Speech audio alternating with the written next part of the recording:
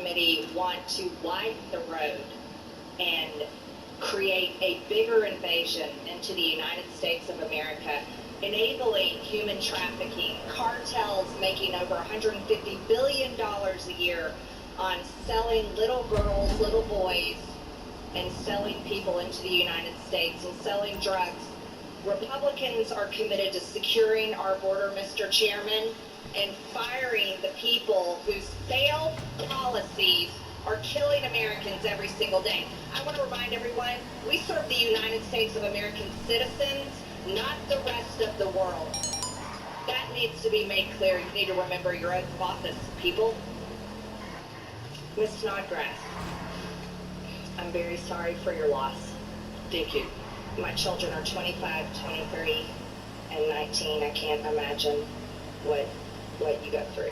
I can tell you that those cartels are targeting your children. They're targeting military-aged youth in this country from China and Mexico. They're targeting your children. That's right. They're targeting everyone's children. Ms. Snodgrass, we had another witness come before our committee. Mrs. Rebecca Kiesling testified before this committee in March of this year. She lost her 2 sons to fentanyl poisoning like you lost your son. She lost them in 2020. And she passionately called out the current administration for its pathetic border security policies that aren't securing our border, opening our border, that made the fentanyl crisis even worse. However, she was laughingly mocked by the President of the United States, Joe Biden, for her criticism of the ongoing border crisis because that fentanyl they took came during the last administration. How did Joe Biden's comments, when he laughed at her, sit with parents like you who lost a child to fentanyl poisoning? How'd that make you feel, Ms. Snodgrass? Big good question. I was here with Rebecca that day, and the next day when that comment was made, she was devastated. All of us in the fentanyl family groups were devastated by that comment.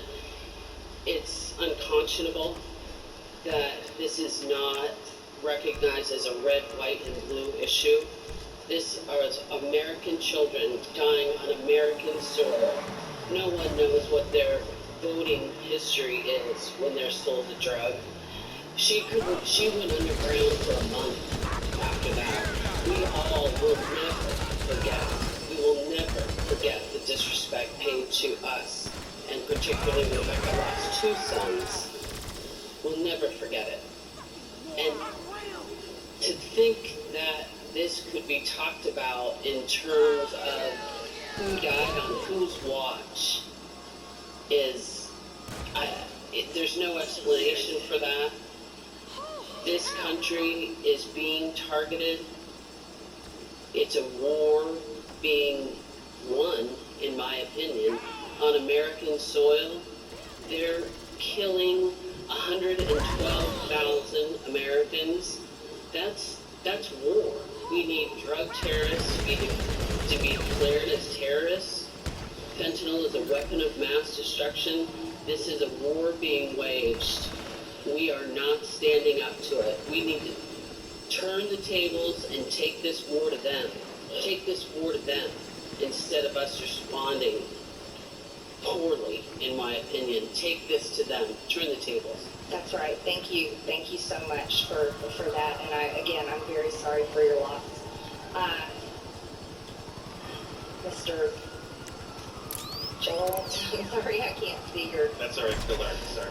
Gallards. I find it so hypocritical of you to listen to you basically mock former President Trump's administration, attacking the policies of testing for DNA, keeping children safe while they are ensuring that they are with a parent, while this administration, under Secretary Mayorkas, under Joe Biden, this administration, Democrats have lost over 85,000 children in our country. We cannot find them. We cannot find them. And you know what? Here, listen to this. This is so disturbing to me. The very fact that this administration sent more than 100 children to the same address in Austin, Texas, while other Texas addresses received 44 and 25 miles outrageous. And I don't have a question for you. I just want you to understand that there is no criticism of the former administration and the ridiculous numbers and the so-called separating children from their parents. No, that's called keeping them safe. Ms. Cantu, wouldn't you say that that's what your husband was able to do under the former President Trump's administration, was keep children safe? Yes, ma'am. And how does your husband feel now, and all of the brave men and women in the Border Patrol? How does it affect their mentality? How does it affect their marriages? How does it affect their families when they have their hands tied behind their back? They're not allowed to protect these children. They watch regular Americans get fired every single day, but yet we can't impeach Secretary Mayorkas because that's impeachment theater. How has that affected Border Patrol agents? It's overall beyond frustrating. These Border Patrol agents carry that weight with them every day. The fact that they cannot comply with the oath that they swore on the day that they graduated from their academy. This is a flag that classes wave in the academy in Archita. This is a promise that they made. This represents a promise. The oath, the ability to protect this country, and that's their frustration. They no longer have that. They're no longer allowed to practice the laws that they were taught. Nothing even special. It's just the basic books. Yeah.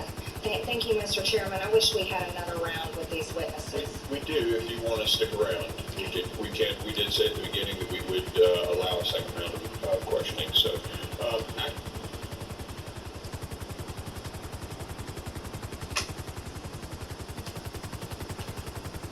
Allowing a bunch of fucking criminals run our motherfucking business in the ship.